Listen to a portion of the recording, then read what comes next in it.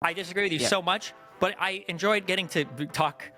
It's fun to talk. I don't know how much you debate taxes or whatever, but it's nice to be able to actually go through some of this stuff sometimes. I'm going to say, this is one of the worst proposals out there. It is. It's really. I know you hate the tariffs. I hate the unrealized capital gains tax, and I hate it for a number of reasons. One is that you are taking an enormous amount. Remember, when you take money out of the investment class and you put it into the consumption, then what you're doing is that you are you're reducing the amount that's being invested long term, and you're putting it into short term consumption, which, yes, it's like a sugar high. Okay, so that's what goes on. The worst part of the unrealized capital gains tax, though, is it is completely unmanageable, and it's such a disincentive to do anything. It's a complete disincentive. Yeah, well, hold on. We need to when we talk about incentives, we have to compare these things to other things, right? Let's say that I live in an environment where I am taxed at 5% if I invest in a particular thing, okay, that appreciates at 100% per year. And let's say that all of the other investment opportunities around me appreciate at 2% per year. It doesn't matter if you triple or quadruple my tax. My overall gains, my index is going to be way higher investing in that ultra profitable opportunity rather than investing in less taxed other things. So when we talk about how the tax will increase and it'll disincentivize one thing, what we should be talking about, what else is the money going towards? This is what I was saying earlier when I'm saying, let's say that I have $1 million invested and the capital gains tax goes up, or let's say I have $1 million to invest and the capital gains tax goes up. It's not like I'm just not investing my money. It's not like all of a sudden it's a good idea to keep my money in the bank. Yeah, my tax rate might go up on my appreciated asset, but I'm still making money, right? As opposed to just sitting there losing money to inflation or whatever, or I guess hoarding treasury bonds. So there has to be some other place where the money is going if we're disincentivizing things. Because at the end of the day, tax rates and profits and all of these things are just competing for what is your good investment opportunity. And all of these things are factors in that, I think. Yeah. But you're presuming that there's just as much money to invest, when in fact, when you're taxing it, there isn't as much money to invest.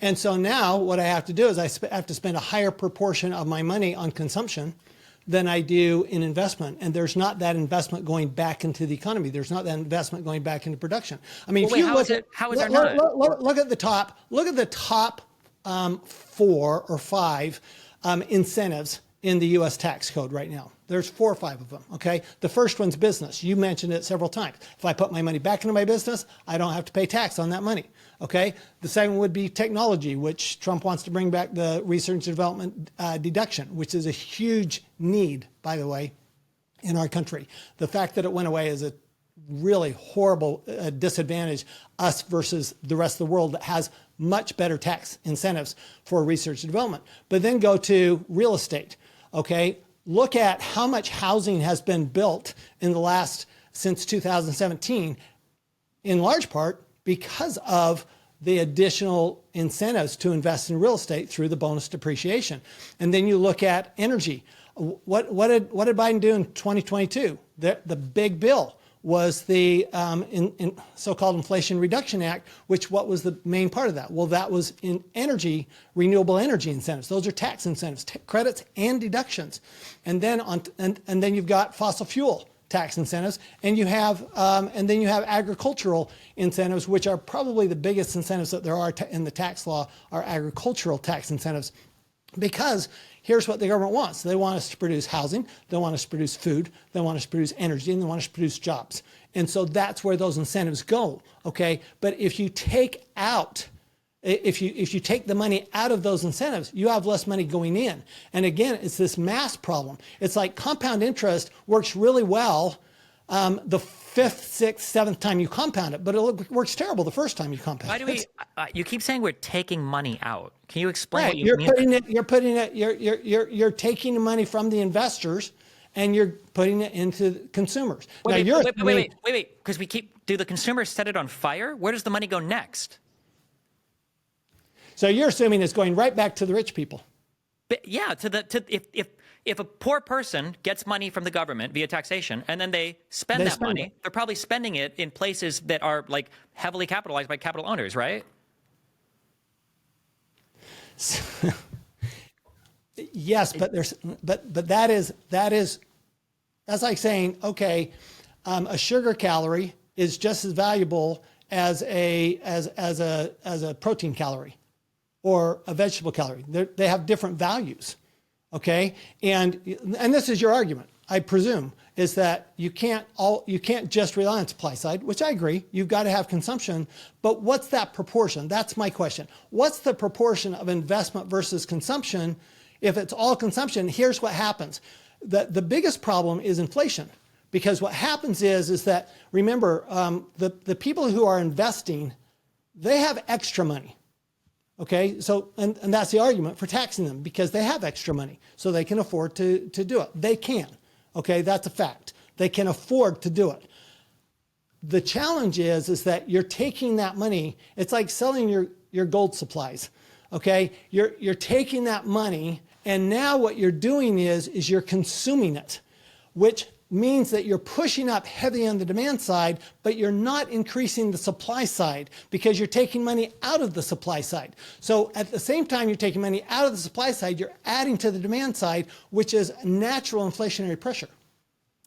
Yeah, but I mean, like it's a balance, right? We have to talk about both ends, right? Because we can also Right, it is a balance. You want some? Oh, wait, hold on, wait. We all remember the graph, right? Our quantity produced, quantity supplied, right? Not all of those pressures are necessarily bad, right? Having people that are willing to pay more for certain goods or services can increase on the supply side the willingness to produce a given good or service, right? At a quantity demanded, more will be produced at a higher price paid. So the idea, I feel like it's just when you talk about like when you remove money from one area and give it into another, you're talking about all the potential negatives, which are true, right? Removing money from investment can be bad. We want to capitalize our businesses. Giving an infinite amount of money to create upward pressure on demand could be bad. You're increasing inflation. You're making things less affordable. But every single economic transaction has another side to it, right? If you've got some guy who has $1 billion invested in his company and his tax basis for this is like $1 million, one, whatever the tax rate is, we haven't realized any of it from the government, right? And two, who's to say that the money is better off not even being taxed versus you tax the money from him, you pour it into people that are going to consume. When people go to Walmart and they buy goods and services, I mean, where does the money ultimately end back up in, right? And the suppliers that are now going to be expanding stores, hiring more workers, not to mention the social goods from giving people money so they can consume things and increase their standards of living and everything else. And yeah, so I understand what you're saying. Obviously, again, I said Laffer curve like 50 times, right? There's going to be an ideal level of taxation that we have to talk about, but we can't just pretend that all of these transactions are just bad on one side. No, and I good on the other, right? totally agree. My question for you then is, what I'm hearing from you, tell me I'm wrong. But what I'm hearing from you is you think it's imbalanced right now, and that we need to rebalance it by actually increasing the demand side and decreasing the supply side. That's what I'm hearing. Am I hearing that right? I mean, I can't seriously debate like macroeconomics. It's going to be difficult for me, right? But I mean, my understanding is as long as the inflation is around 2%, we can stimulate the demand side a bit more, as long as unemployment is below 5.5%, right? I mean, like the Federal Reserve has its two targets, and that's kind of how it conducts monetary policy. And as long as our stuff is staying there, then pumping the supply side and the demand side is good. But we look at our government budget next to say, okay, well, what's going on? If we're overspending like crazy, which everybody seems to do, Trump included, well, Agreed. Then maybe we need to tax a little bit more, right? Or spend a little less. Yeah, because again, like even something you said earlier, you mentioned something about how when tax rates are lower, like the growth is higher. Well, that's a bit of that's a sneaky statement. I'm not saying you're intentionally saying something wrong, but like when people said, for instance, that the Trump tax cuts spurred on the economy, that's true, of course. It's deficit spending. You would expect it to. Trump cut a whole bunch of tax receipts from the government, but continued to spend. But it's not fair that Trump gets to take credit for what's essentially deficit spending and say, well, the reason why is because we gave suppliers more money. You did, but you did it by not only allowing them to keep more money, but in a roundabout way, you're stimulating the demand side as well by continuing to spend at an exorbitant rate for the government as well, right? There's always like two sides to all of these transactions that everybody seems to ignore. Trump was just as much a demand side stimulator as any supply side alleviator because he deficit spent at record levels even before COVID. Well, before COVID, his deficits were not nearly as big as they are right now under Biden. They were That's true. half. Coming at it, but They Biden were has half. an excuse, right? Biden has an excuse. What's his excuse? His excuse is, here's the problem. And I want to get just to this. And I really appreciate you bringing this up. His excuse is, we have inflation. Okay, so because we have inflation, we have higher interest rates, and it's the higher interest rates that are causing that deficit to be so high. And the higher interest rates do, in fact, have a huge impact on the deficit. Okay, but where the higher deficits come from? They come from the higher spending of the 2021, the March 2021 American Rescue Plan and the Trump 2020. Okay, both of those, neither one of those, my opinion, just in my opinion, were necessary to stimulate the economy. Both of them pushed demand side up without taking into account that we had this huge supply side disruption caused by COVID.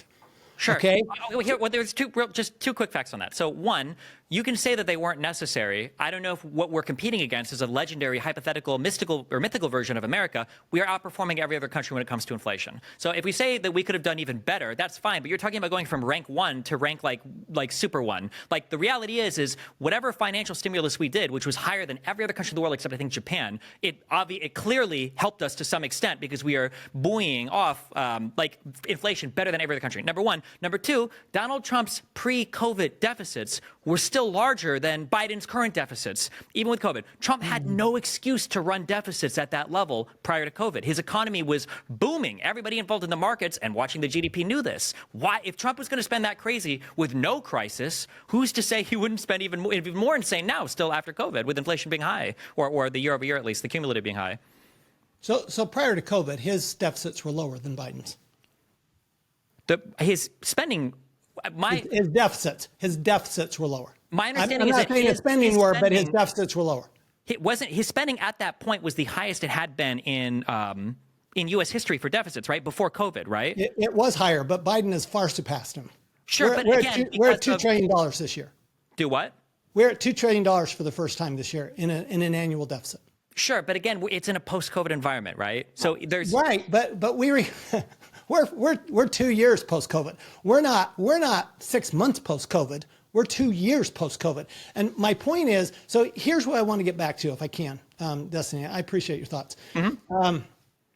Is that if you have this, you're putting all this money in, and you're going to get inflation. Because what I heard is that some inflation may be fine. It may be fine if you get inflation.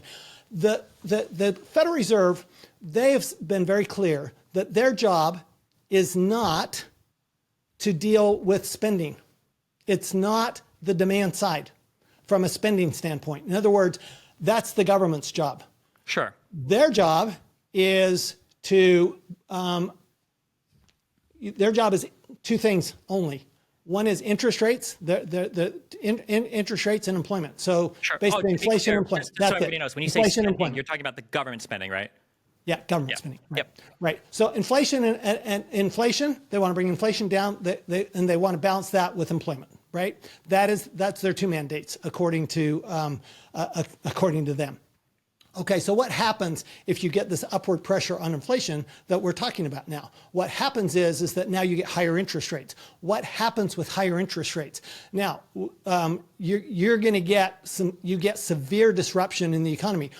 I think we're lucky, frankly. I think we're lucky that we have not had a bigger downturn in the economy than we have. I don't think this was the Fed being smart as much as it was. I think we got a little lucky. Well, hold on, wait. Again, isn't this a two-sided thing? No, like higher interest rates can also cool off an economy and cool off inflation as well. No. Well, that is what they did. Okay, it does. That's what they did. That's why we've had higher interest rates than we've had in 40 years. Yeah. Okay, so we've got these high interest rates. What they do is, yes, they cool down. But remember, they also cool down investment. So they've had a huge impact on the supply of housing. Huge impact. The housing is not being built. Why is that? Well, because the interest rates are so high. And why are the interest rates so high? It's not that 5% is a bad interest rate. I mean, I grew up, when I bought my first house, it was 16%. That was bad. Okay, so historically 5% is an average rate. What's bad is when you go from 2% to 7% in a year and a half.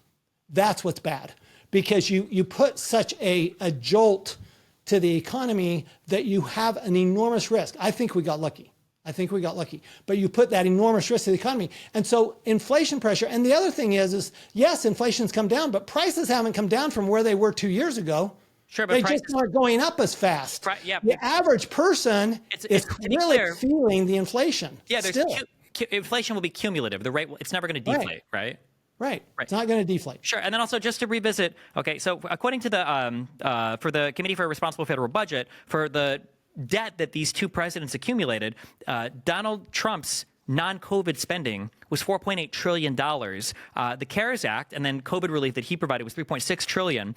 Biden's The American Rescue Plan was $2.1 trillion. His non-COVID debt was $2.2 trillion. Trump spent like crazy. No, that 2.2 trillion. The deficit this year is 2 trillion. 1 year. This was something released by the Trump and Biden on the national debt. This came out June 24th, U.S. Budget Watch, 2024, I guess. But I can't speak to it because if you look at what the deficit is through September for the fiscal year ending September is right around $2 trillion. So I'm not sure how they come up with 2.2 over 4 years, non-COVID. Which, well, and I appreciate this dialogue. I just don't know the answer. What is your guys' thoughts on the national debt? Because it seems like both parties aren't talking about it, or they're kind of talking about it, but no one's really taking it seriously. Well, this is one place where I think Destiny and I are going to agree. It's honestly, one of those things that no one's talking about. I honestly think I am scared for my grandchildren because of the national debt. So there's only two ways. So what's the solution? Because it's raise more money. It's probably a combination. Honestly, it's a combination of raising more money and spending less. It's both. You have to do both. You can't do just one. You can't just reduce spending. You can't just increase taxes. It won't work. You've got to do some combination of them. And I'm not. You'll be shocked at this, Caleb. I'm not opposed to, let's say, a surtax on somebody making over $5 million. They're not going to miss it. It's not. I don't think that 5%. So you want to explain what that is? Hillary Clinton. So Hillary Clinton proposed a surtax on people making over $10 million. I think it was a 4 or 5% surtax. I have no issue with that. I actually think that's fine. There's a revenue raiser right there. Okay, it's just another tax rate. It's a surtax. Okay. It's not a tax on investment. It's just a tax on income. So it doesn't single out investment, which is the important thing. And it didn't apply to capital gains. It only applied to ordinary income. So I don't have an issue. I have no question. We need to raise some revenue, but we also need to reduce expenses. One of our challenges, of course, and this is a question I have for you, Destiny, is, are you concerned, because you seem to be concerned about the national debt like I am. Do I have that right? First of all, are you concerned about the national debt? I'm not concerned about the conversation about the national debt because I feel like the conversations around it are just really bad. The issue is that, if you ask somebody, what is or I guess I could ask you, how much debt should the United States have? I have no idea. Okay. That's a better answer. That's good. Okay. Because a lot of people will say zero, which is not true, right? You always want to be. That's not true. And if you look at Japan, they're at 200% of GDP. They're not failing. Sure. Yeah. So I don't know what the ideal debt should be. It should probably be a percentage of GDP. I do think we are spending a lot, and we've added a lot recently. But I guess the thing that's confusing to me that I don't understand about conservatives is if we talk about the debt and they talk about their concerns for the debt. Like you said, you either have to raise more money or spend less money. Yep. And, people can sit here and talk about the budget, but a lot of people, when they talk about the budget, they're only talking about the discretionary spending, which is 30% of the federal budget? Very small percentage. Yeah, we're not even talking about non-discretionary. What, are you going to have Republicans cutting, Social Security? Well, yeah, that's not happening. So I guess the confusing thing is, for being so concerned about the debt, it feels like Donald Trump has a platform that would apply an unfathomable amount of upward pressure on things related to inflation. So global tariffs, these are massively inflationary, destructive to consumption and supply chains. You've got mass deportation of labor here, right? You're going to drive up prices, right? You're going to drive up the cost of labor to untenable amounts potentially, right? Which is going to be inflationary. He's talking about pressuring the Fed. He admitted to trying to pressure Powell, right, into keeping interest rates low in his own term, and he says he wants to keep interest rates low when he comes back. He wants to eliminate all these random income taxes, reducing tax receipts. He wants to maintain his prior tax cuts, right, reducing tax receipts. I don't know where these spending cuts are supposed to come from. He doesn't talk about them ever, and he talks about all these income-reducing cuts, and we have to service interest on the debt. So I just don't know how anybody could ever look at Donald Trump, a guy who spent like crazy when the economy was good, and think that this is the guy that I'm going to choose for fighting the debt and fighting the deficit. Yeah. So let's going back to the deficit. I agree. I mean, we don't have I don't know what the magic number is. Frankly, I don't think anybody knows what the magic number is. I don't think the smartest economist in the world knows what that magic number is because we've never been here before. This is new territory because it's a worldwide economy. It's not a U.S. economy only. It's a worldwide economy. So you can't say, well, it's like, the Byzantine area or whatever, because that was a country, not a global. My question for you, Destiny, though, is, let's go back to something you brought up at the very beginning, which was the child tax credits, which socially we go, okay, we're all empathetic for that, okay? Especially the child care credit. I'm actually more empathetic for the child care credit than the child tax credit. Tom, what's the difference? The difference is that one's a credit because it's helping you to pay to drop a child off at a daycare center while you go to work, while you be productive, okay? Whereas the other is a credit for the fact of having a child, okay? And has nothing to do with whether you work or not, okay? So that's the difference. My question is, are you concerned, Destiny, and because this is one of my concerns, I'm concerned that you get the child tax credits or earned income credits or these other Harris proposals become entitlements. Because once you give them, it's really hard to take them away. Now, you can give them during COVID and take them away. You can say, oh, that was COVID. That's different. But you give them now, how do you take those away? Because what you're doing is, if you do take them away, you're actually giving that family a decrease in their standard of living. Are you really going to do that? And that just puts more pressure on the deficit. So what do you think about, do you think that they'll become entitlements? I don't know. I mean, maybe, but regardless of if that's true or not, and we could go into the benefits and the pros and cons, I guess, of those credits, all of this would pale in comparison to any hypothetical destruction it would wrought on the economy compared to the global tariffs that Donald Trump is suggesting, which is just, that's like a doomsday scenario. Yeah, so let's talk about that for a second, if we can, Caleb. Let's talk about the tariffs. So right now, today, the U.S. has a severe tax disadvantage to the rest of the world because the U.S. has no value-added tax. So if we export to France, that export gets a value-added tax of 20% tacked on. If we import from France, there's no value-added tax tacked on. So what that means is that the French production has an advantage on their exports over a U.S. export. Now, a tariff is one way. Wait, can I ask a quick question on that? Yes. Because I genuinely don't understand this one. I thought that a value-added tax, I thought that you pay tax when you add value at a part in the production. If I were to export a good to France and they were to just sell it as is, can they VAT that? Oh, absolutely. Yeah, you VAT imports, you don't VAT exports. Exports are excluded, imports are taxed. 100%. Okay, I'll take your word for it, sure. Yeah, 100%. So we have that disadvantage. And while I'm not a fan of a tariff being the solution to that, what is the difference in your mind from a 20% tariff on a good coming in from France and a 20% VAT on a good going into France? What's the difference? It's the same number. It's 20%. I mean, I would have to read more of the comparison for the tariff stuff because I feel like let me think. Let me think about that for a second. Yeah, this is my whole thoughts on tariffs. Is we're just increasing the costs. We're indirectly passing down the cost to No question. consumers. It increases the cost of goods. Absolutely. Yeah, so in a way, there's no question in all of the literature, there's no question that the consumer pays that tariff most of the time. Sure. Well, I think it ends up being split kind of 50-50, right? Ultimately. I think it's higher than that. I think the consumer pays more of that. Than the producer?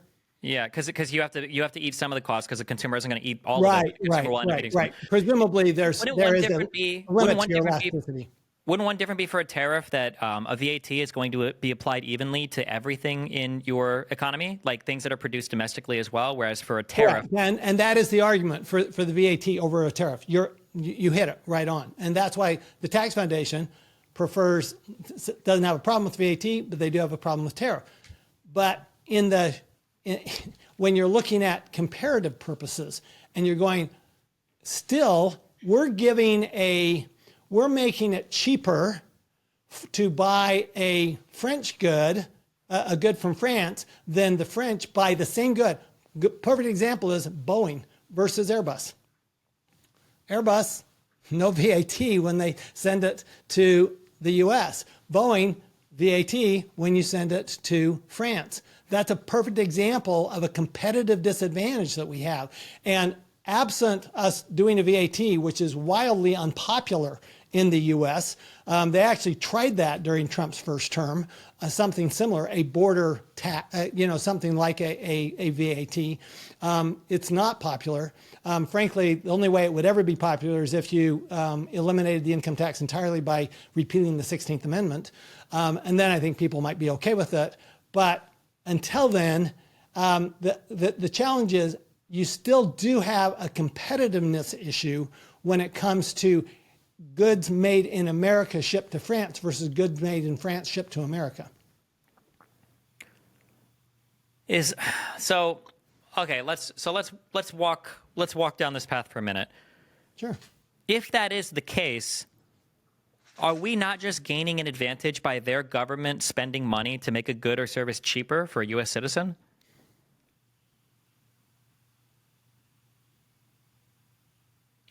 For who?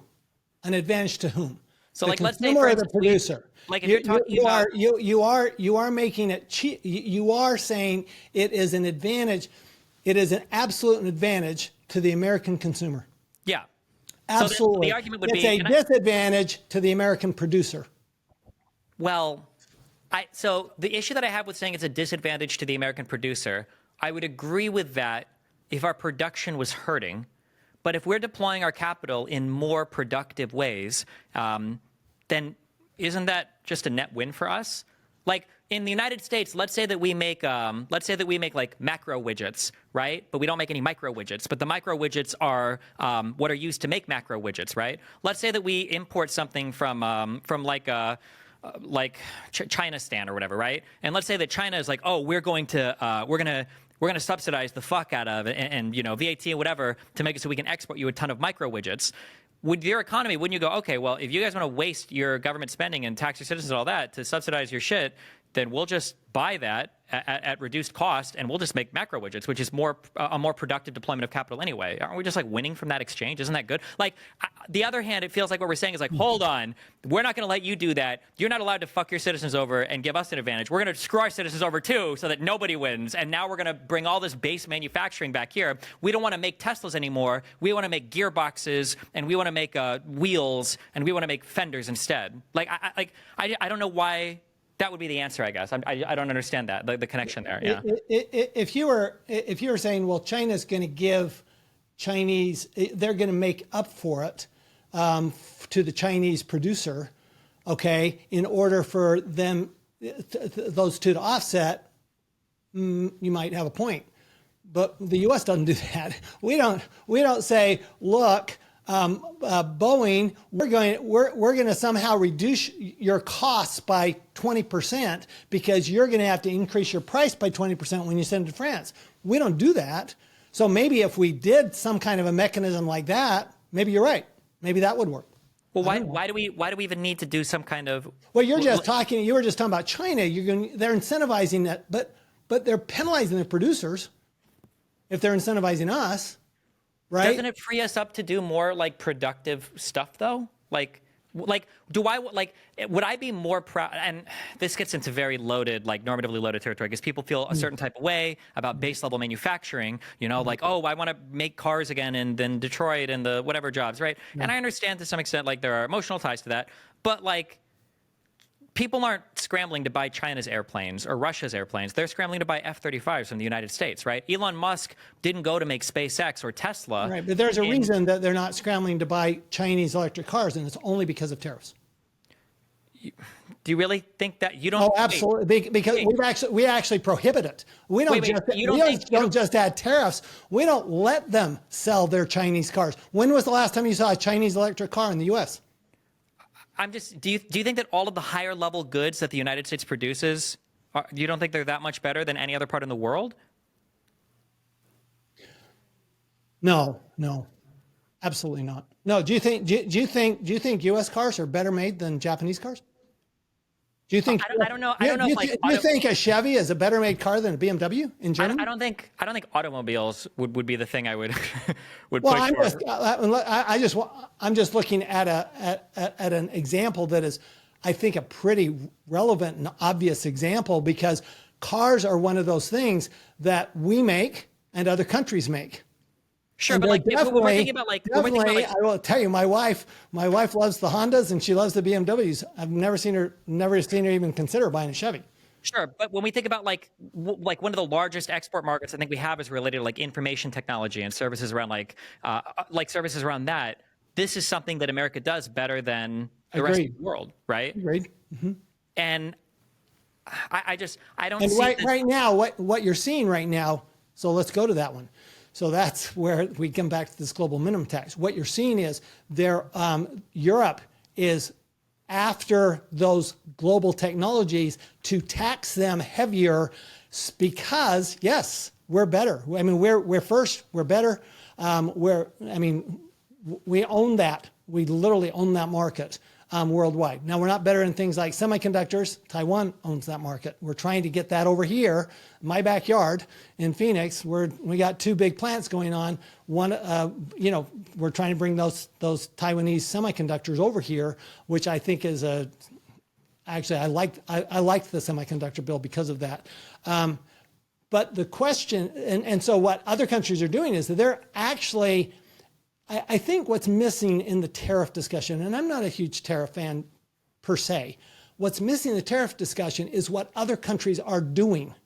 And so I think where you have to be able to say, well, wait a minute, you can't do this with impunity. We are not going to allow you to ship your cheap goods to the U.S. with impunity and then tax our goods with impunity so that we can't export those goods, which is exactly what Europe in particular is trying to do with the technology. Why wouldn't those, if we think that taxes are bad, if we think that taxes are bad in the United States, if you're telling me that they disincentivize investment and they disincentivize all these other things, why is it that taxes are good when other countries use them against us? I don't think taxes are, I actually don't think our current tax rates, I actually think our current tax rates are pretty appropriate. I don't want to see them increased significantly. Because Which tariffs would do for everything, right? Which I think, because there's, again, what we were talking about. There's this elasticity.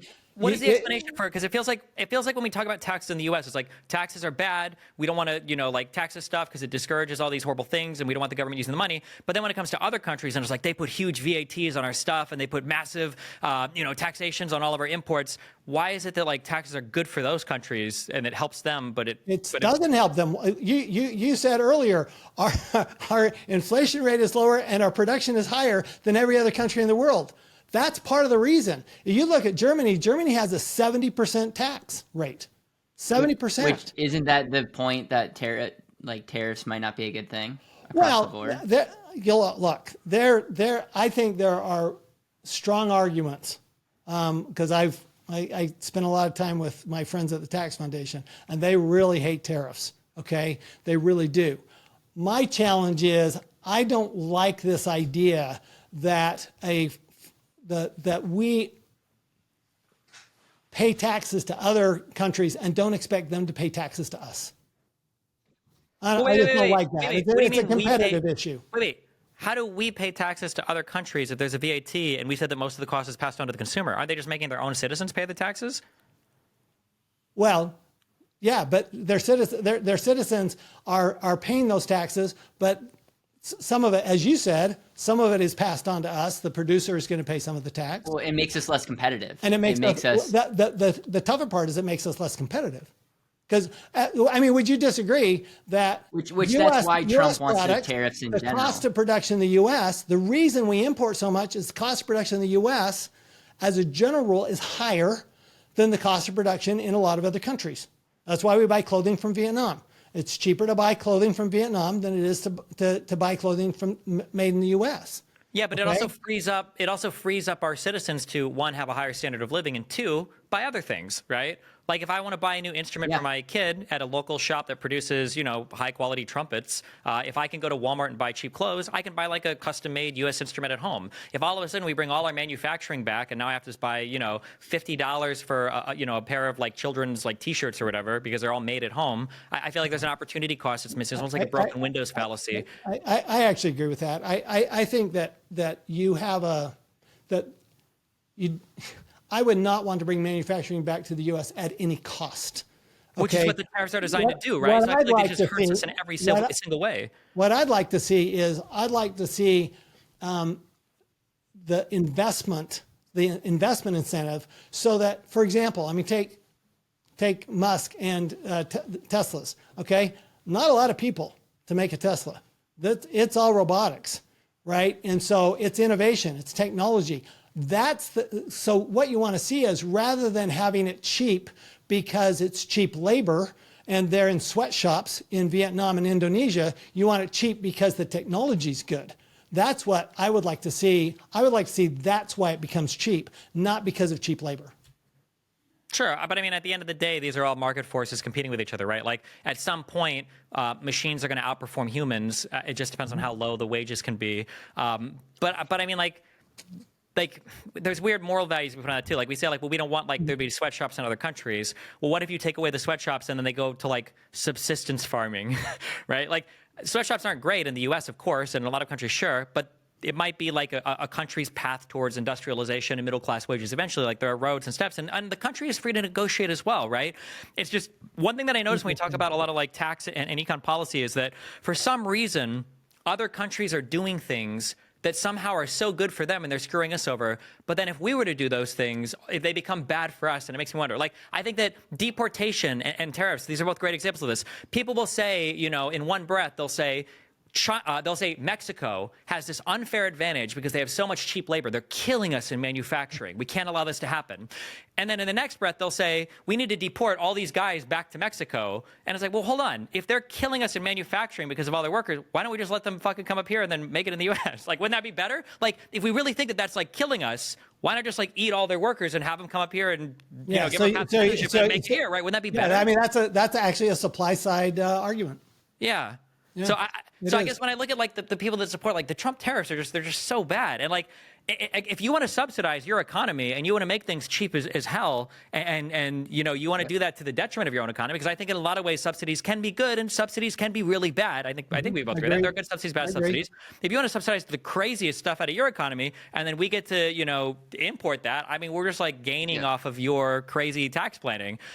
And again, there's pros and cons to everything, but man, a 20% tariff across the board, that would just, like you agree, that would be like devastating to the U.S. economy, right? Like that would be more devastating than any $6,000 child tax credit or whatever, right? Well, certainly more devastating than $6,000 child tax credit, baby tax credit.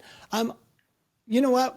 What's interesting is Biden, the one thing that he only kept one thing of Trump's, and that was tariffs.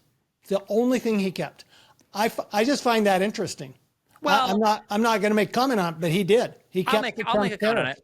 The difficulty, I think, when it comes to tariffs is it's very easy for me to tariff somebody. I can look at somebody and go, 20% tariff, screw you. But obviously, they're going to retaliate, right? Okay, well, fine, 20% tariff, screw you. To levy a tariff is easy, but to bring it down, well, now I have to negotiate some kind of deal because I can't just remove my tariff on you while you've tariffed me because now I'm getting screwed, right? So I think it's one of the reasons why the tariff stayed around is because we're already engaged in kind of an awkward trade war thing going on with China, geopolitically with Taiwan, economically, and trade-wise with chip manufacturing and everything. It's easy to levy a tariff. It's hard to take it down. So I'm not going to give Biden the same penalty for maintaining a tariff that Donald Trump laid on somebody, right? And I think that the CHIPS Act was better for bringing manufacturing here for semiconductor manufacturing than even just the tariffs, from Trump himself. I totally agree with that. I have another question for you. So Harris has proposed price controls. Yeah, I was literally price about controls to on interrupt you groceries, here. price controls on rent, lots of different price controls. Historically, that has not played well in other countries. What makes you think, or what makes even the Democrats think, that that's going to work here when it hasn't worked other places? This is my favorite thing about the Democrats. I don't care what Kamala Harris says about price controls because price controls are one of the most devastating ways that you can annihilate an economy. So I don't think that'll ever go through. I think that if Kamala said, we're going to do price controls, there would be 50 million people around her that would go, absolutely not. This is insane. Go out there and apologize and say you're not doing that shit. If Donald Trump says he's going to do 20% tariffs, you have to fall in line or he's going to annihilate your career. Right. I think that's the difference. So there are some things, not to revisit it, but like the concept of unrealized capital gains taxes and wealth taxes for a large number of reasons. These are almost inconceivably difficult to levy. It's how do you evaluate? It's very, very difficult. I'm not even really concerned about it. I just don't think that an unrealized capital gains tax is ever coming because of how difficult it would be to levy and how much pushback she would get because the Democratic Party is such a wide tent party. Look at what happened to Biden when he had a disastrous debate performance. The leftist media bullied him. Yep. He got bullied internally, and then people internally bullied him externally to make him leave. Well, and you could say the same thing about Trump's proposal to not tax Social Security. It's frankly because that money actually goes back into the Social Security fund.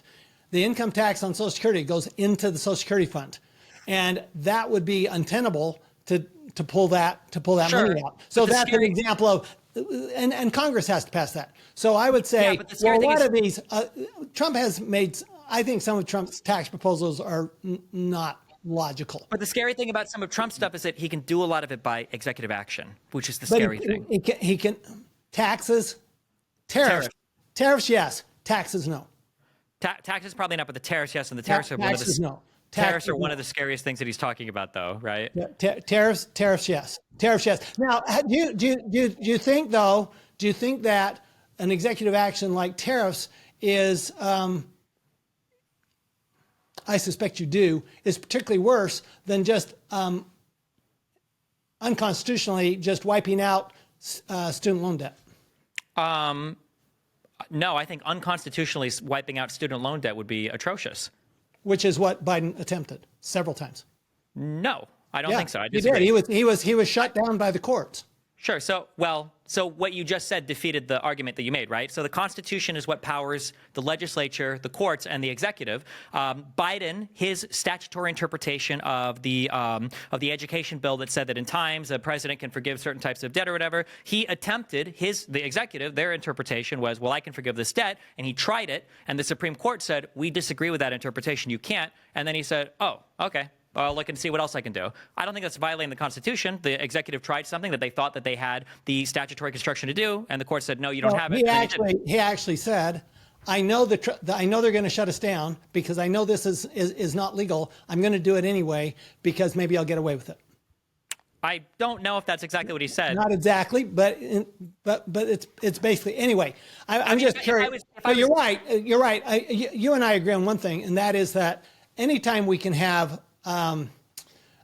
balancing powers is a good thing.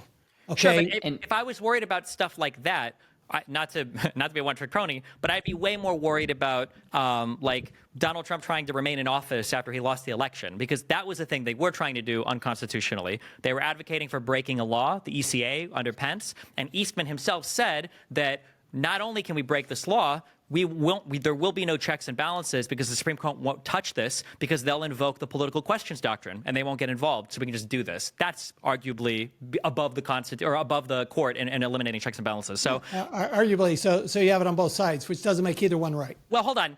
That's not on both sides. It's absolutely what they tried to do on the Trump side, unequivocally, and they said as much. I don't believe Biden said, I'm going to go above the Constitution and I'm going to defy the Supreme Court and do all these things. Trump side did say that. And Destiny, I don't want to put words in your mouth, but you're essentially saying price controls, bad idea, even unrealized capital gains, probably not going to happen. But you're saying that probably won't happen, whereas you're saying that Trump, if he gets elected, he can almost be a mob boss, do tariffs without any checks and balances, and he's way more likely to do that. Yeah, I don't want to I don't want to come off as like overly political, but like Trump, I'm going to sound weird. Trump operates like an authoritarian insofar as he wants to centralize a lot of power in the executive, not really the executive, the presidency. So Donald Trump will outfit himself with a lot of people that are willing to go really far with the things that he wants to do in terms of executive control, and he's got a court that's very favorable to him right now. So I'm worried about the types of things that Trump could do, because if you go against Trump, Trump will try to destroy your career. That's what he does, right? He attacks everybody that opposes him in the party. Whereas in the Democratic Party, you kind of have to play ball more with everybody in the party because it's a wider tent and you've got a wider constituency, and the party is just a little bit more alive. Where if today Kamala Harris said, "Screw the Democrat Party, I'm walking away," Pelosi and everybody else were like, "Okay, I guess we're going to throw somebody else up in here." If Donald Trump said, "Screw the Republican Party, I'm running as an independent," the Republican Party loses 75% of their constituents. So that's a lot scarier to me. I feel like the potential for executive power overreach and abuse is a lot higher with Trump. That's my feeling. I think this is a really interesting conversation. I do want to take this back to the tax and economy. And let's talk about what Kamala and Trump seem to agree on, which is no tax on tips. I personally think it's a terrible idea. Well, I would love to hear why you think that. And then Destiny, what is your thoughts? What's the benefit to the economy? What's the benefit to the U.S. to not tax tips? What's the benefit? I take a different approach. I worked at McDonald's and I hate tip workers. Screw you. Pay taxes on your tips. Okay, so you guys both agree. The thing is, here's the thing. If we've decided that an income tax is part of the way that we tax income, is part of the way that we gain, money for the federal government and the state governments, then you tax income. You don't pick, imagine somebody comes out and they're like, we think that lumberjacks are the most important people, so we're not going to tax anybody that cuts down trees. Like, why is stupid? Like, why would you not tax people's income? Okay, so next question, the $25,000 first-time home buyers that Kamala is talking about, you even referenced that this early on, Destiny, that you're not necessarily in favor of that. I see problems with it. I see it kind of could screw up demand, supply, and all. What are your guys' takes on the $25,000? And I also want to just point out that both Trump and Kamala are just trying to buy votes. They're trying to say all kinds of things, and will any of this stuff actually happen? I don't know. But also, the $25,000. As a quick thing, there's nothing wrong with buying votes. You're a politician. That's what you're supposed to do. Earn my vote, right? If it's going to be through tax cuts or through stimulus, fuck, I don't care. As long as I get money, I don't care. Personally, as a quick thing, some people view certain things that people should have, and they think that it's unethical to have a free market do these things because they're essential goods or services, right? Everybody should be guaranteed a house or food or whatever. I don't think that matters. What matters is what can markets solve for and what can markets not solve for. We don't have to give people free food and clothes because markets solve for food and clothing pretty well. Houses are solved for really well by the free market when they have the ability to create supply. The issue that you're running into right now is a physics problem, which is you're trying to take every single person in the country and have them live in 7 cities, and you're assuming that if we just give these people enough money, it'll be possible. You can't. It's not going to happen. You have to free up the ability for people to make houses, and how that happens is a whole other thing. But giving money to people is just going to make everything more expensive when it comes to housing, I think. Tom, do you agree with that? Well, I do think that. So one thing I would definitely agree with in Kamala's approach is I do like the idea of improving the low-income housing tax credit. That has proven over the years to work. I know it's confusing. It's a confusing credit. It's a very big credit. And what it does is it's basically... Can you explain the credit? It's almost as much as 70% of the cost to build is a credit over the lifetime of the building. Okay, so basically the entrepreneur who's building the housing actually basically pays 30% of it. The government pays 70% over time. Okay, it's not a one-time credit. It's complicated, but it has proven to work. And the private-public partnerships are very interesting. And that's what a low-income housing tax credit is. That's what, frankly, the solar energy credits are. That's what the intangible drilling cost deduction for oil and gas is. That's what business deductions are. These are all basically a partnership between the government and the entrepreneur. And so I like that kind of a partnership if we're going to have an income tax. Now, I'm not a huge fan of an income tax because that's a tax on production. I think there are better taxes. But we have an income tax. We're stuck with it. It's not going to change. Tom, if you could change it, the income and no income tax, do you see a world where that would make sense? Well, I mean, you mean I can wave a magic wand and eliminate? Yeah, like if you were. Yeah, I'd put in a value-added tax instead. What is your thoughts on that, Destiny? That's a whole. It's like asking me if like humans could be based on silicon instead of It is carbon. just like that, actually. It's just not. It's not politically possible. I don't remember who said it. I'll just say Churchill said it because everybody gives every quote to him. It's like what Americans can sooner imagine like the end of the world than the end of capitalism or something. I can't even. I've heard people argue for VAT. I've heard people argue for a land value tax. I don't know what would be the best. I've heard a consumption tax. Well, that's a value-added tax. Is a consumption tax. Well, yeah. I don't like consumption taxes as much because I'm a big believer in marginal utility. It's a lot easier for me to give up 10% of my income than for a poor person to give up 10% of their income. And I don't think that your consumption scales percentage-wise with the money that you make. So I feel like consumption taxes hurt. I think progressive income taxes are good, or some kind of progressive taxation is good because it hurts poor people more to pay taxes than wealthier people. Trump just said that, no tax on overtime. Do you guys have the same belief as no Terrible tax idea. on tips? What you get is manipulation. Now, think about this. Think about this, Caleb. Every one of your employees wants to be non-exempt because they want overtime, and they're going to be less efficient. There's nothing good in this. You can't not tax overtime. It's just a bad idea. It's like not taxing tip. Okay. A bad idea. So, and Destiny, I would assume you would agree.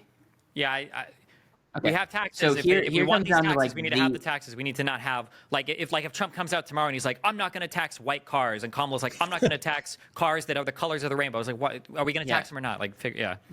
All right. So this is really, and we talked a little bit early on, but I think this is the real question: is one party literally we will pay less in taxes across the board. I know that maybe some people say that in Kamala's world you'll keep you could talk about that, Tom, but at the end of the day, under Trump's economy, we are going to pay less in taxes and versus pay more taxes under Kamala Harris's.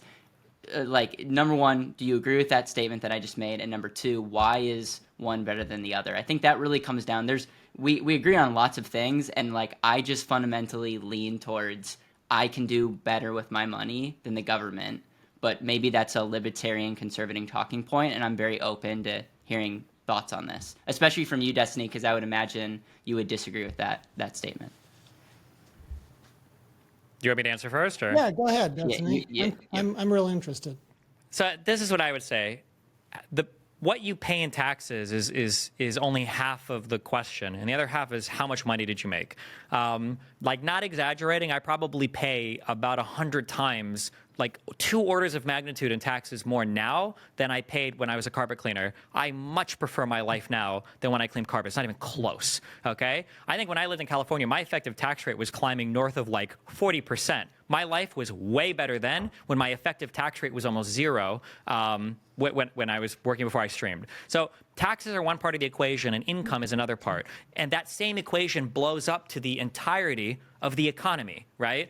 If there's an economy that has higher levels of taxation that produces an overall better welfare for its citizenry, that economy might be better than another economy that taxes people less but is overall smaller, right? If you tell me you're a top 1% earner in your country, I'm like, damn, that's awesome. And you're like, yeah, I'm from Somalia. It's not knocking Somalia, but okay, well, I mean, good job, I guess. Whereas like if you're in the United States, do we pay more taxes? Yeah, I do. But I wish that people would just kind of like keep in mind, like when you pay taxes, like for me to work in the United States, okay, I'm sitting in front of a camera and I am speaking to a lot of people and I make a lot of money doing it. I can only do that because people are willing to be janitors at electric power plants with materials that are, brought into this country by guys working at harbors who are, willing to drive trucks across the country and do all this miserable labor for 1/10, 1/20th, 1/50th of what somebody like me gets paid. The only way that I can do what I do at the top of this income chain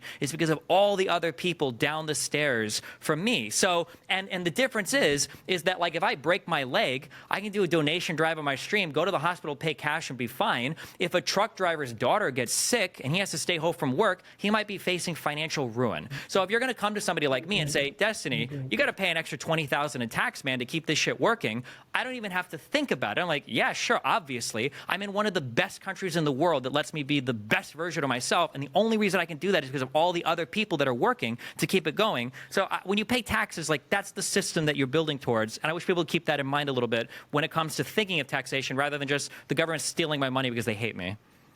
And so I'm going to ask a question a different way. If it wasn't Trump, if it was like Kamala versus Kamala, but Kamala on one side was saying, hey, we're going to raise taxes versus no, like, would you, like...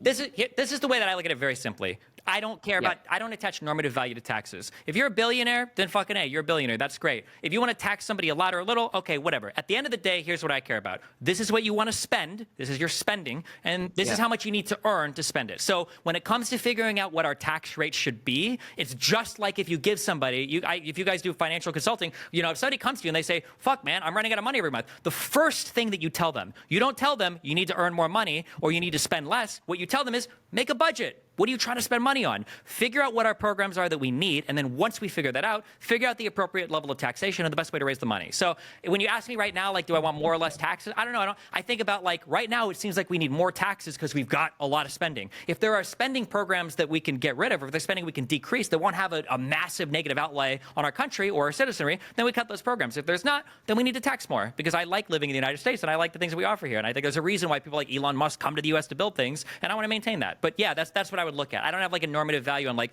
taxes are good or bad or spending is good or bad. Just like find out what we want to fund and then fund it. Yeah. For some reason, I thought you were more progressive when it comes to like higher tax. But the way you answer that is something I respect, appreciate, and probably would give a very similar answer because I am not in favor of out of control spending, and it's a problem. No one wants to talk about it, and the problem with our financial system is no one's incentivized to talk about it. Which is. But just be careful when you talk about that out-of-control spending. Like, people will say things like, because earlier we were talking about how much we love the low-income credit for, like, housing and everything, right? I'm pretty sure this comes through HUD, like Housing and Urban Development. And you're talking about Trump, who wants to put people like Elon Musk in charge, who are probably going to look to slash those programs first. So, I mean, what are you going to do? Yeah. So I think it's a little more complicated than raising taxes or not. We, by the way, historically, we have one of the lowest tax rates in the world, and we have one of the lowest tax rates we've ever had, if you look at everything combined. So the tax rates really are not exorbitant right now. Okay, could they become exorbitant? Yes, they could. And is that a slippery slope? Yes, it is. I'm more concerned about what's taxed and how we're taxed. Because, like I said, if you want to put a 5% surtax on everybody making over $10 million a year, I have no issue with that. Go for it. Nobody's going to care. They're not going to care. The people make more than $10 million, they're not going to care. They pay an extra 5%, no problem. I think they'd be just like Destiny. On the other hand, you raise the tax on investment on capital gains by 60%. That's challenging for me because any drag, I'd like to see less drag. I'm a huge Art Laffer fan, as it turns out. I actually, Destiny, I know Art Laffer, and I'm a big fan of his work. I think you can put a very big drag on investment, okay, and it can drag down an economy, and reducing certain taxes can spur an economy. Now, can you reduce them to nothing? No. But for example, Trump's proposal to reduce the income tax, the corporate income tax on manufacturers from 21% to 15%, I think that's a good, I like that proposal. I like that one. That's actually reducing a very specific tax for manufacturers. It is encouraging manufacturers. I thought the corporate tax rate being reduced from 35% to 21% was excellent, because what I didn't like was the Democrats, the day after the Democrats took power in 2023, they said, we're going to raise the tax rate back up on corporations, because what it does is it creates instability when it comes to the rest of the world. The rest of the world would like to see some stability, which I know is like an oxymoron in the U.S., stability in the U.S., right? We just have none. Okay, part of it's our election system. Part of it is just who we have and what's going on in the world. But my point is I think you do have to look at, both candidates have good policies and bad policies. Okay, I'm hopeful that there's enough negotiation in it that some of the good policies win out and the bad policies don't. Just like you're suggesting, Destiny, we don't have an unrealized capital gains tax. We don't have a tax on gifts. We don't have a 33% tax. I actually think that one probably would happen if the Democrats swept next week. I think we'd get that 33% tax rate on capital gains, and I think that would hurt. I think that would hurt. Would it be devastating? Not like Biden's proposal to raise it to 45%. Biden had proposed raising it to 45%. Harris said, no, we're going to raise it to 33%. Much more reasonable proposal. I still think I like capital gains rates low. I think taxes on investing are a bad idea in general, because I think that the more capital that people have for investing, the better off we are, because I like to see money go back into investment, not just into consumption. Destiny, thank you. I really appreciate you taking time. Yeah. Can I say also, you've been on. I disagree with you so much, but I enjoyed getting to talk. It's fun to talk. I don't know how much you debate taxes or whatever, but talking to somebody who knows what a 1031 exchange is, or talking to somebody who knows what like a marginal tax rate is, it's nice to be able to actually go through some of this stuff sometimes, because Jesus, most tax stuff is absurdly stupid when talking to people. So I appreciate that. Thank you. And ironically, Destiny, if you need a good person to help you with your tax strategy, you're talking to one of the best in the world. So Tom, thank you for being here. I know that you don't necessarily do conversations like this all the time. I love it. I lived in France for a couple of years when I was younger. And people were saying that you were obsessed with France in the comments. What I love about the French is they love a good argument, because that's how you learn.